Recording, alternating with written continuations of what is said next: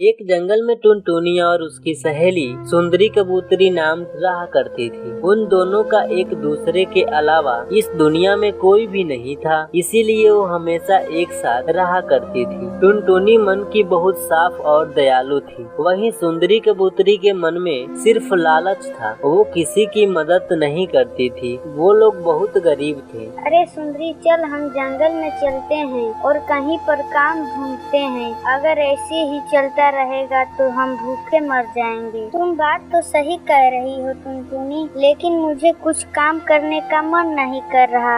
अरे तू हमेशा आलसी ही रहेगी क्या? बचपन से तुझे देख रही हूँ, मैं काम धंधा करती हूँ और तू है कि बस घर पर बैठी रहती है। चल चल, आज हम दोनों साथ चलेंगे। ठीक है टुनटुनी, अब तू इतना कह रही है तो जाना ही पड़ेगा, लेकिन हमारे पास कुछ खाने के लिए भी तो होना चाहिए। हम जंगल में भटकते रहेंगे तो थक जाएंगे। चल एक काम करते हैं, हमारे पास ये थोड़ा सा फल है ना, यही फल लेकर चलते हैं, भूख लगेगी तो खा लेंगे। ठीक है टुनटुनी, तुम ये फल ले लो और मेरे साथ चलो। दोनों सहेलियां जंगल में बहुत देर तक भटकती रहती है, लेकिन उन्हें कहीं भी कोई काम धंधा नहीं मिलता है। अरे टुनटुनी, अब मैं बहुत ज्यादा थक गई हूँ, अब मुझसे और नहीं चला जाता। मुझे बहुत जोरों की भूख लगी है। चल ना, अब हम खा लेते हैं। चल, वहाँ पास में ही एक नदी है, उस नदी के किनारे बैठकर आराम से फल खा लेंगे और पानी भी पी लेंगे। क्या सुंदरी, तुझे हर वक्त बस खाने की पड़ी रहती है? यह हमें कोई काम धंधा नहीं मिल रहा है और तू है कि बस खाने के पीछे पड़ी है। चल ठीक है, चल नदी के पास चलते हैं। सुंदरी और टुनटुनी दोनों नदी के पास आ जाती है। तभी वो दोनों के पास एक बूढ़ी चिड़िया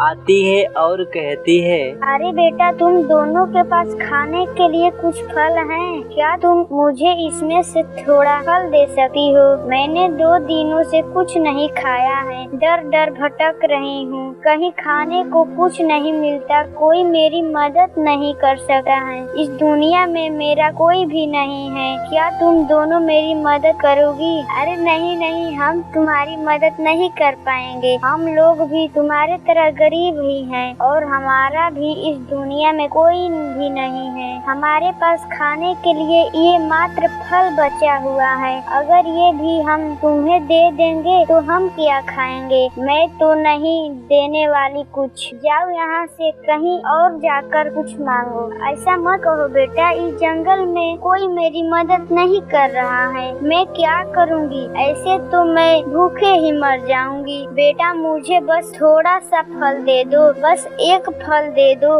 मैं वही खाकर अपना भूख शांत कर लूंगी। मैं बोला ना, जाओ यहाँ से, हम तुम्हारी कोई मदद नहीं कर सके। अरे अरे सुंदरी, शांत हो जाओ, तुझे थोड़ी भी दया नहीं आती क्या? बड़ी अम्मा, इसे माफ कर दो, ये थोड़ी सी नचेड़ी सी है, मैं आपकी मदद करती हूँ। आप ये फल ले जाइए और खाकर अपनी भूख शांत कीजिए, हमारे पास आपको देने के लिए बस इतना ही है। अरे टुनटुनी, ये तू क्या कर रही है? मैं इसे फल नहीं देने दूंगी, तू समझी? ये फल सिर्फ तेरे नहीं है, ये मेरे भी हैं, इसमें मेरा भी हक है। मैं तुझे ये फल बिल्कुल नहीं देने दूंगी। ठीक है सुंदरी, अगर तुझे इस फल के ज्यादा चिंता हो रही है ना, किसी गरीब पर दया आ रही है, तो तू ये फल रख ले, लेकिन इसमें मेरे हिस्से का तो फल है ना, तो तू मेरे हिस्से का फल दादी अम्मा को दे दे, बाकी तू खा ले। टुनटुनी, हम दोनों बचपन की सहेलियां हैं, तू इस बुरी चिड़िया के लिए मुझसे दोस्ती तोड़ रही है, मेरे साथ दुश्मनी कर रही है।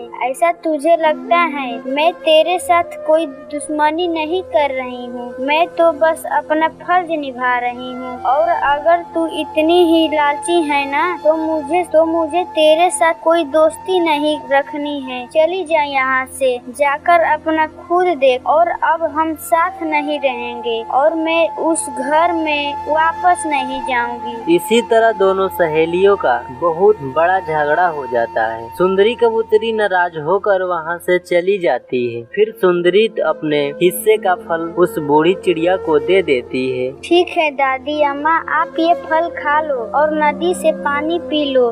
आपका भूख शांत हो जाएगा। अब मैं जा रही हूँ यहाँ से। मुझे अब कुछ काम धंधा देखना पड़ेगा, क्योंकि अब तो मेरे पास घर भी नहीं रहा। इससे पहले कि टुनटुनी वहाँ से जाती, वो बूढ़ी चिड़िया परी में बदल जाती है और टुनटुनी से कहती है, टुनटुनी बेटा, मैं कोई बूढ़ी चिड़िया नहीं हूँ, मैं एक परी हूँ। मैं इस जंगल में ही रहा करती हूँ। मुझे परी लोग से यहाँ भेजा गया है ताकि तुम जैसे गरीब चिड़िया के मदद कर सकूं। मैं हर वक्त लोगों की परीक्षा लेती हूँ। जो मेरी परीक्षा में पास हो जाता है, मैं उसकी मदद जरूर करती हूँ। और तुम भी मेरे परीक्षा में पास हो गई हो। तुम्हारे सहेली तो बहुत लालची और कठोर स्वभाव की थी। उसे तो बिल्कुल भी मुझ पर दया नहीं आई, लेकिन मैंने देखा तुमने उसे दोस्ती तक तोड़ दी और मेरी मदद की। मैं समझ गई तू बहुत अच्छी हो। तुम्हारा नाम बिल्कुल साफ है, तुम्हारा मन बिल्कुल साफ है और मैं अब तुम्हारी मदद करूँगी। क्या कैसी मदद परी? मुझे कोई मदद नहीं चाहिए, मुझे तो बस एक काम चाहिए। मैं मेहनत की कमाई खाना चाहती हूँ, मुझे कोई दौलत नहीं चाहिए। मैं जानती हूँ टुनटुनी, इसीलिए मैं तुम्हें बस एक पेड़ देने वाली। परी के ऐसा कहते ही नदी में एक पेड़ निकल आता है जिसमें 7 तरह के फल लगे हुए। टुनटुनी, ये एक जादुई पेड़ है, इसमें 7 तरह के फल लगते हैं। मुझे पता है आज तक तुमने ऐसा पेड़ नहीं देखा होगा जिसमें एक साथ 7 अलग अलग फल लगे हुए हैं, लेकिन ये जादुई है। मैं तुम्हें कोई दौलत नहीं दे रही हूँ, मैं तुम्हें बस ये पेड़ दे रही हूँ। तुम इसके फलों को बेचकर मेहनत से पैसे कमाना और अपनी जिंदगी खुशी खुशी जीना। आपका बहुत बहुत धन्यवाद। मैं आज से ही फल बेचने का काम शुरू कर दूंगी और जितना हो सकेगा लोगों के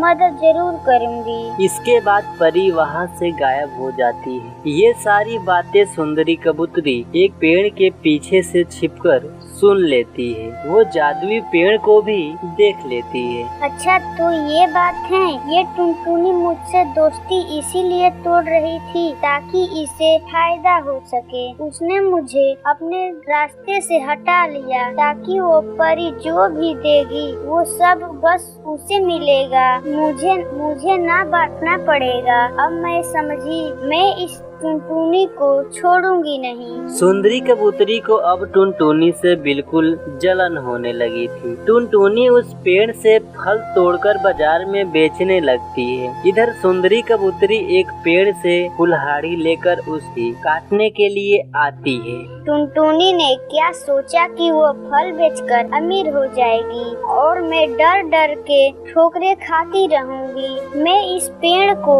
यहाँ से लेकर तो नहीं जा सकती, इसलिए मैं इसे काट दूंगी। अगर ये पेड़ मेरा नहीं तो टुनटुनी का हो सकता। टुनटुनी को भी मेरी तरह डर डर के ठोकरें खाने होंगे। जैसे ही उस पेड़ को काटने की कोशिश करती है तभी एक जादू होता है और वो पेड़ कहता है, अरे ओ सुंदरी, तुम कभी भी नहीं सुधर सकती। मुझे यहाँ पर टुनटुनी के लिए लगाया गया है। मुझे यहाँ से कोई हिला भी नहीं सकता, तू मुझे छू भी नहीं सकती। चली जा यहाँ से, वरना मैं तेरा तो वो हाल करूँगा कि तू जिंदगी भर याद रखेगी। मैं आज तुझे काटे बिना यहाँ से नहीं जाऊंगी और तू बात कर सकता है, मुझे तो पता ही नहीं। चल जा, मैं तेरा अंतिम संस्कार कर ही देती हूँ। सुंदरी कबूतरी अपनी हरकतों से बांझ नहीं आती। जादुई पेड़ जादू करता है और सुंदरी कबूतरी उसी पेड़ में बंध जाती है। हे भगवान, ये क्या हो गया? मैं तो अभी आजाद खड़ी थी, मुझे किसने बांध दिया?